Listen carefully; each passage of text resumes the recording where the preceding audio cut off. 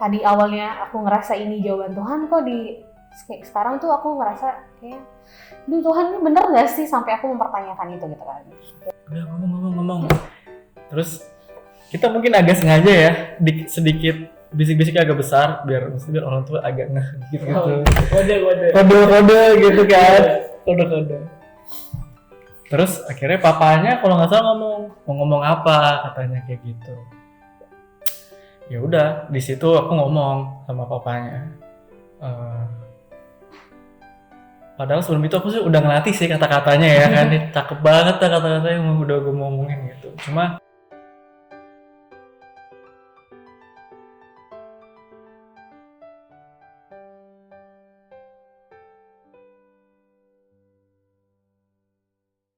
terus gimana enggak waktu itu kira dia akhirnya pacaran jadi mas sama itu. Iya, jadi nggak ada yang tahu. Malah justru mereka orang-orang curiganya aku sama temannya dia. Oh gitu. Tapi tapi kan udah jalan, udah pacaran waktu itu. Waktu sebelum nembak apa udah nembak? Ya pas nembak itu kan nggak boleh alasannya gara-gara itu. Terus kita udah pacaran kan. Berarti dia terima gua akhirnya. Terus jawab apa sih kemarin? Jawabnya apa tuh? Ya udah, iya apa sih lupa jawabnya apa tuh ya, pokoknya intinya diterima. Diterima deh intinya. Itu gimana saat itu sana? Wih gila. Berarti gue mantap nih gue bilang. Terus langsung jalan nggak kuliah berarti? Kuliah. Waktu itu kan dia mau ke Barcelona kalau nggak salah. Oh iya. Ada lomba kan, jadi dia harus padus terus dia latihan. Tapi gue senang aja karena gue pertama kali nembak cewek, gue langsung diterima kan ada kebahagiaan sendiri gitu. Terus langsung lo ngomong sama teman-temannya gue diterima gitu? Enggak, gue diam karena gue nggak mau sampai dia kena masalah juga kan. Oh gitu, jaga pahala itu ya? Jaga, jadi sama temen gue si Wenen yang India ini sama teman-teman dekat gue nggak ada yang tahu. Sebulan itu.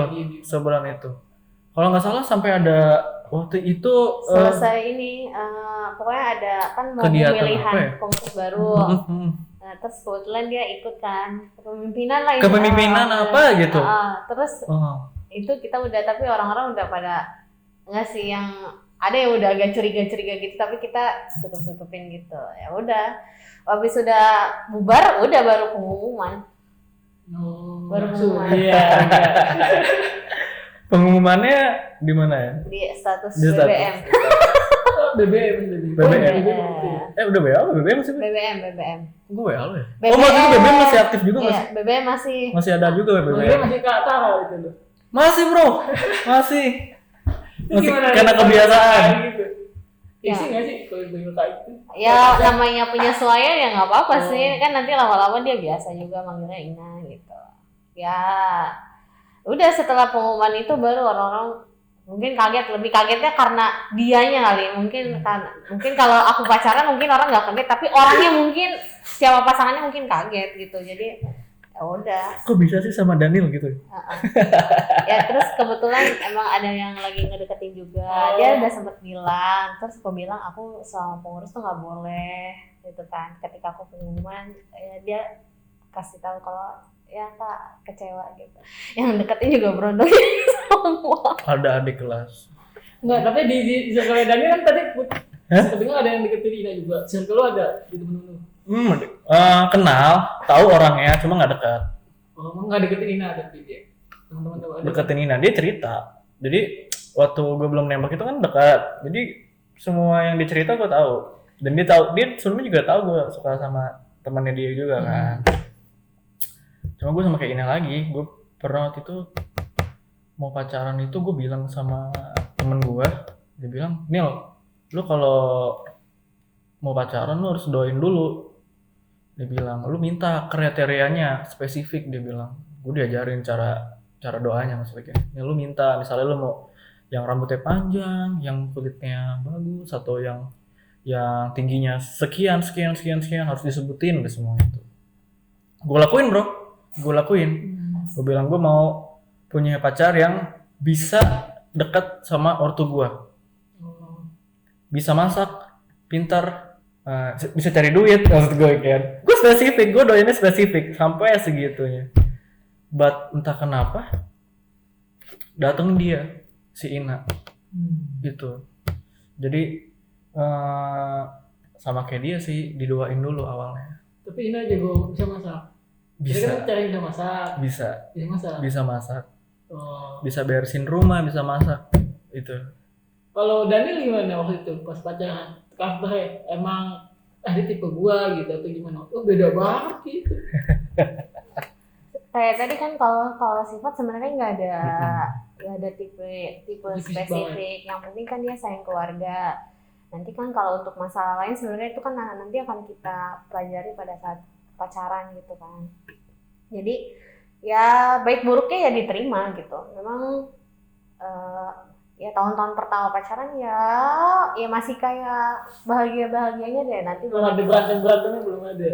berantem ada tapi maksudnya nggak yang gede banget gitu, maksudnya paling ya cuman apa kek ya namanya juga masih muda ya, ngambek-ngambekan apalah gitu kan. Cuman masalah yang berat tuh ada nanti pas belakang-belakangnya gitu, nanti pas di situ baru kan, kalau biasa masalah berat tuh kelihatan baru karakter orang yang gimana sih pas dihadapin sama yang apa namanya situasi yang krisis, maksudnya situasi yang membutuhkan suatu keputusan gitu kan, pasti baru di situ kelihatan oh orangnya tuh dia ternyata begini. Oh pacaran waktu itu udah setahun kan waktu kelihatan tuh karakternya. Lu tuh waktu itu Daniel gimana karakternya? Yang lu suka atau gimana? Oh ternyata digini anaknya gitu. Nggak ada sih, tapi kalau semua orang mah pasti punya sifat nyebelin ya, Iya, pasti ya. nyebelin apa? Pasti nyebelin ada.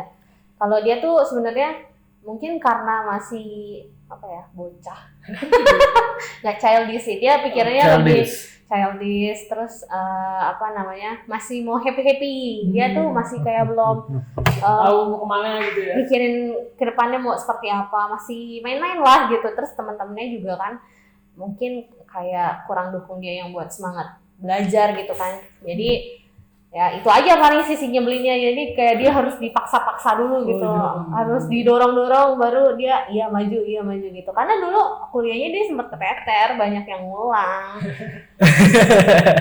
Dia tuh masih banyak. Nah kebetulan kan karena waktu aku pacaran aku lagi skripsi lagi yang terakhir, nah di situ dia nemenin. Biasanya aku cari data, aku ke rumah dosen gitu-gitu, dia selalu temenin, dia selalu support apa yang perlu dibantu ini oke.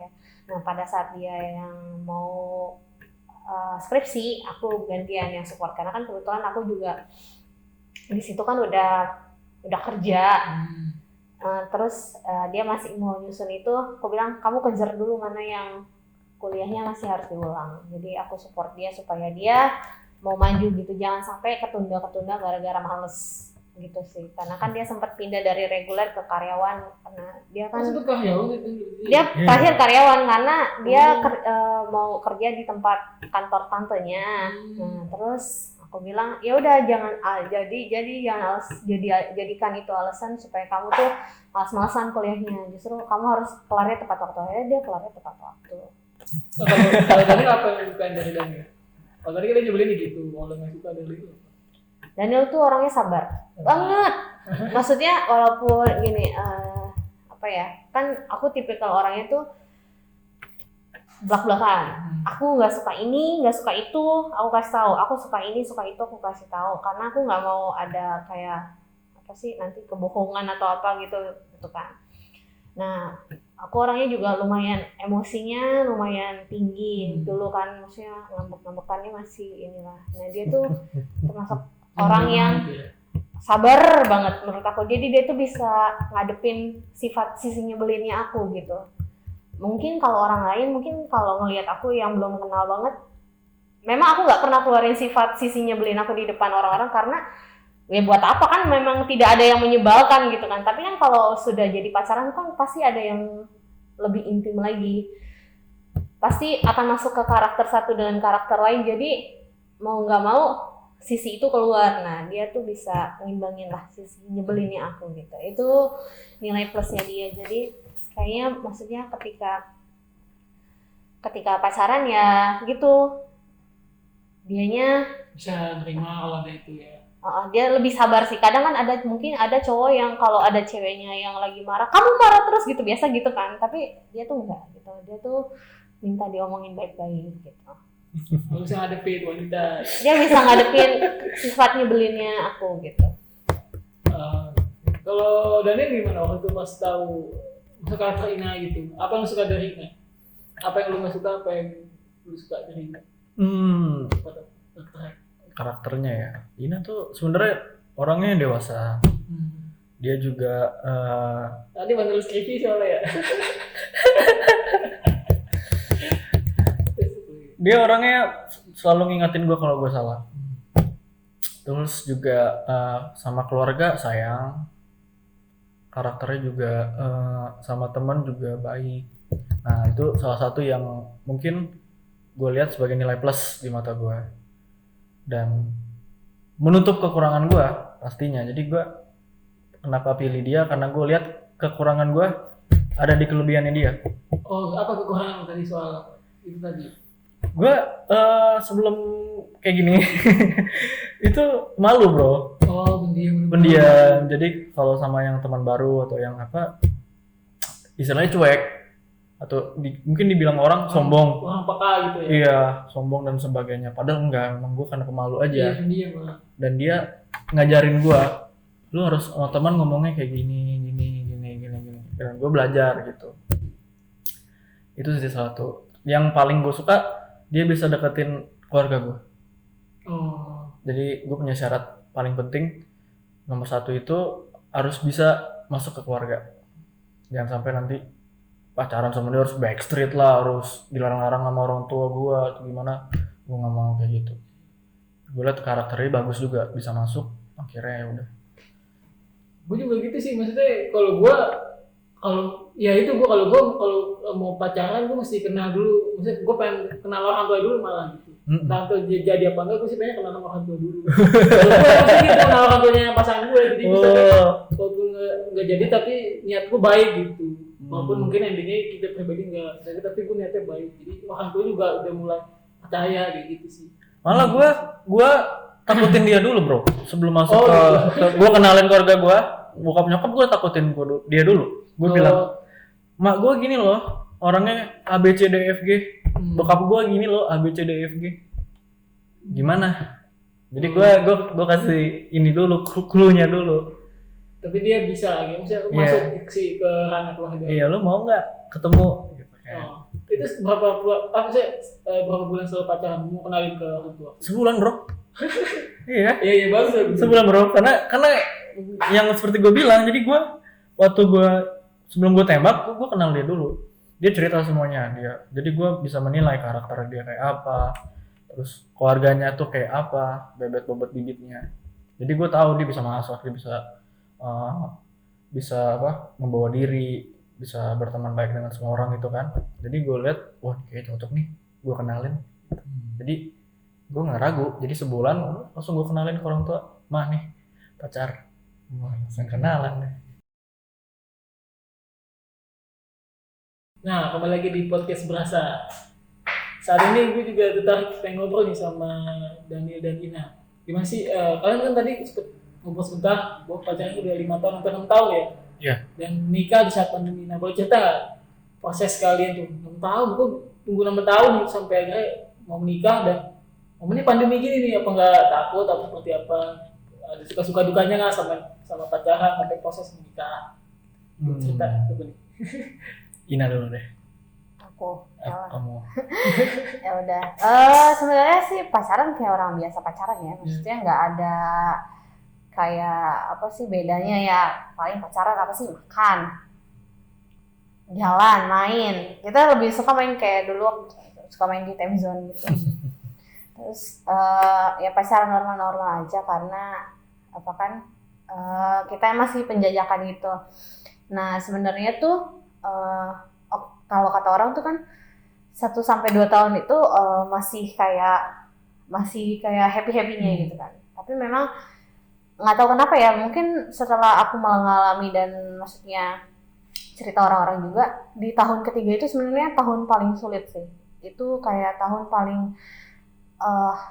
banyak rentan orang putus gitu. Maksudnya 3 tahun tuh sebenarnya waktu yang cukup panjang, terus mungkin di situ titik jenuh atau bosen gitu kan. Nah waktu itu kita juga pernah ngalamin di tahun ketiga kita pacaran tuh ada masalah lah, dan ini masalahnya cukup besar gitu sampai kita sempat mau putus waktu itu. Maksudnya aku udah, apa kita putus aja ya, sempet aku ngomong kayak gitu, aku duluan, tapi dia yang apa namanya, yang nahan, kamu yakin mau putus gitu kan. Terus aku bilang ya udah, kita kasih waktu masing-masing seminggu, aku bilang gitu, seminggu untuk kita sama-sama tanya Tuhan dulu. Nah di seminggu itu benar-benar aku tanya Tuhan, ini kan waktu awal kan aku bilang ini kayaknya jawaban Tuhan buat ini kan. Nah di tahun ketiga tuh aku mau pertanyakan lagi, apakah Tuhan, apakah dia benar-benar orang buat aku gitu, maksudnya dia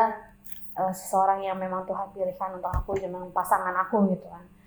Terus itu kita beneran seminggu tuh kita nggak ketemu sama sekali, Gak karena kontek-kontekan juga ya? kontak enggak sih Lewat Bang, gitu ya?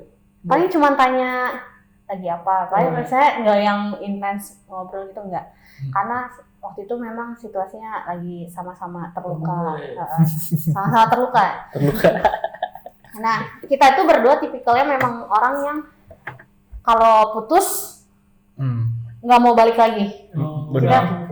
Gitu ya. Jadi maksudnya karena kita tuh pengen komit gitu, lu sama-sama bilang putus, kalau putus udah selesai, nggak ada istilah balikan lagi sama mantan tuh nggak ada. Jadi ketika mau putus tuh kita benar-benar mikirin banget apakah kita mau putus atau enggak gitu, karena banyak orang yang pacaran udah kita putus seenak itu terus balikan lagi. Kan kayaknya apa sih gitu kan, putus balikan, tapi kan kita nggak bisa ngejudge seorang ya, maksudnya itu dari kita ya sendiri, pribadi kita kayak gitu. Selama seminggu kita doa, aku ingat banget, aku doa sampai mungkin nangis kali ya sama Tuhan, karena kayak bingung gitu, bener-bener bingung, karena tadi awalnya aku ngerasa ini jawaban Tuhan, kok di sekarang tuh aku ngerasa kayak, duh Tuhan ini bener nggak sih, sampai aku mempertanyakan itu gitu kan. Akhirnya selama seminggu itu entah kenapa kayak aku dikasih jawaban lah sama Tuhan gitu kan.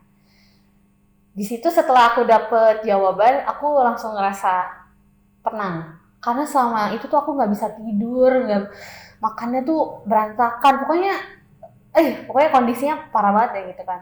Ketika udah dikasih jawaban sama Tuhan gitu, itu tuh langsung kayak lembut gitu, hatiku kayak langsung kayak lebih tenang gitu ya?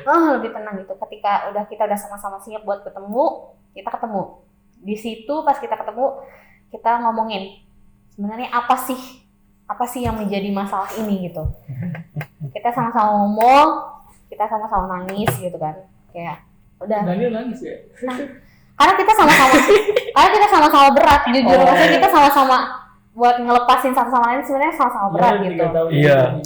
Bukan masalah itu, tapi ada hal lain yang bikin kita susah maksudnya kayak apa ya? Dia yakin sama aku yakin sama dia, gitu. Terus itu yang bikin kita sebenarnya sama-sama berat gitu, buat ngelepasin satu sama yang lain gitu kan. Ya udah, akhirnya kita lewat 3 tahun, baru di situ baru mulai pertanyaan. Aku sih yang nanya, kamu ada rencana nikah kapan? Karena aku tipikal orang yang sudah memikirkan masa depan. Sedangkan kalau cowok mungkin belum gitu, maksudnya kayak nanti dulu lah gitu. Dia waktu happy-happynya masih mau panjang gitu daripada aku gitu, daripada perempuan. Ya udah, akhirnya aku tanya, dia bilang 2 tahun lagi. Itu oke, 2 tahun lagi ya gitu. Oke. Udah, akhirnya cari kerja segala macam. 2 tahun lagi itu juga baru mau tunangan ya, akhirnya baru mau lamaran. 2 tahun itu Iya, kan di tahun ketiga. Terus dia bilang 2 tahun lagi. 2 tahun lagi itu baru lamaran, baru tunangan gitu, belum nikahnya gitu kan. Nah, ya udah sampai di perjalanan itu ya, namanya pasangan cekcok ada pasti kan. Namanya kita menyatukan 2 orang tuh pasti perbedaan tuh banyak, apalagi sifatku sama dia agak bertolak belakang gitu. Jadi banyak yang dipelajari, maksudnya banyak yang dipertanyakan. Tapi yang membuat aku bersyukur adalah ketika kita sama-sama punya masalah, kita sama-sama mau ngomong, itu sih yang penting. Komunikasi. Menurut aku itu paling penting, soalnya kadang ada gini pasangan yang misalnya udah pasangan lama tapi dia tuh nggak bisa ngungkapin apa yang dia rasain sebenarnya. Mungkin ada yang sesuatu dia nggak suka dari pasangannya, dia nggak ngomong, akhirnya itu ke bawah, mungkin itu nanti yang akan jadi permasalahan nanti mungkin di rumah tangganya. Nah itu aku nggak mau kayak gitu. Jadi ketika kita sudah pacaran, ketika di pacaran itu aku pengen ini loh, sisi paling jeleknya aku tuh begini. Kamu terima atau enggak? Kalau kamu udah bisa nerima ini, ya berarti kamu nanti di pernikahan juga kamu tahu gitu. Karena kalau kita mau bilang, nanti dia juga berubah. Karena sifat seseorang itu nggak mudah dirubah, berubah secepat yang kita mau gitu. Kadang mungkin makanya aku bilang juga aku tuh nggak pengen punya pasangan yang merokok sebenarnya. Yang perokok, yang minum-minum gitu, aku memang doakan tidak yang begitu, karena menurut aku mereka tidak bisa menjaga dirinya sendiri. Mungkin ada yang buat kesenangan sesaat atau nanti mungkin dia bisa berubah, tapi aku nggak yakin aku bisa merubah dia gitu kalau orang itu nggak mau gitu. Jadi aku pikir lebih baik aku pilih yang memang benar-benar ya, mendingan nggak sama sekali, yang nggak rokok, nggak minum sama sekali gitu kan. Kebetulan dia juga nggak rokok, nggak minum gitu. Ya udah, jadi ya paling percakapannya itu sih, masalah pekerjaan. Itu kan pekerjaan kan kalau perempuan, orang tua perempuan tuh biasa paling concern sama pekerjaannya, laki-lakinya tuh apa. Kamu belum satu waktu itu, masih belum satu si. Iya, itu masih online sih. Masih nge-grab. Dianya masih nge-grab. Terus aku bilang, kamu beneran mau serius nggak? Kalau memang mau serius, mama udah nanya nih. Aku bilang gitu. Soalnya udah 3 tahun tuh belum, saya pekerjaannya emang belum satu selama 3 tahun pacaran gitu. Belum. Masih online, masih asik di situ. Masih duitnya masih oke di situ. Waktu itu kan kenceng kan, karena kita juga lagi nyicil. Dia nyicil mobil, aku juga nyicil rumah gitu kan. Jadi pengeluarannya kita cukup banyak. Jadi ya dia juga masih asik lah gitu kan. Aku pikir ya udah, kamu coba deh cari kerja gitu. Kalau kita niatnya baik, menurut aku kalau kita niatnya baik, Tuhan tuh pasti kasih jalan. Karena apa ya? Kan kita berdoa nih, Tuhan kita mau nikah gitu kan. Gimana caranya Tuhan biar pernikahan ini kita lancar, baik gitu kan. Terus aku ngomong, ini ada nih dari orang tuaku seperti ini, kamu bagaimana? Dia bilang, ya udah aku coba. Dia mau coba, ya kan? Terus dia, gimana nih aku belum dapat panggilan gitu kan. Sabar aja, pasti dikasih tempat yang baik kok, yang maksudnya yang Tuhan kasih buat kamu, yang sesuai gitu. Ya udah, kalau nggak salah waktu itu ya udah dia lamar lagi, dipanggil, ternyata besoknya langsung kerja. Nah awalnya dia saya awalnya dia khawatir gajinya tuh kayak nggak cukup gitu. Buat segala sesuatu kebutuhan, buat nyicil segala macam, buat nabung. Nah terus aku bilang, jangan khawatir, ini udah salah satu jalannya Tuhan, aku bilang gitu. Kalau udah kamu ngerasa cukup aja dulu, nanti kita nggak tahu rezeki berkat Tuhan tuh dari mana aja tuh, kita nggak tahu dari mana, apakah nanti dari luar atau dari kerjaan kamu. Yang penting kamu coba dulu maksudnya kamu jalanin dulu gitu, karena ya Tuhan mau bawa kemana kita nggak tahu kan gitu. Yang penting aku selalu support dia, apapun yang dia butuh, misalnya dia apa gitu ya aku support dia gitu. Deal semua, kita udah kasih DP semua. Maret masuk COVID, awalnya belum booming kan, karena baru 1 orang yang kena, ya kan, baru belum nyampe sini. Tiba-tiba makin bulan April makin banyak tuh. Nah di bulan Mei kita mulai ngomong serius, ini bagaimana pernikahan. Ya itu tuh udah dia yang paling takut. Ini gua manis. Manis tuh apa? Kayak gimana? Menurut manis tuh gimana dia? Yang aku pengen ya.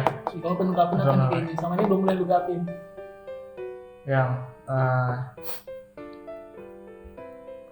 Gue bilang terima kasih itu apa? Oh iya. Gak apa-apa. Ya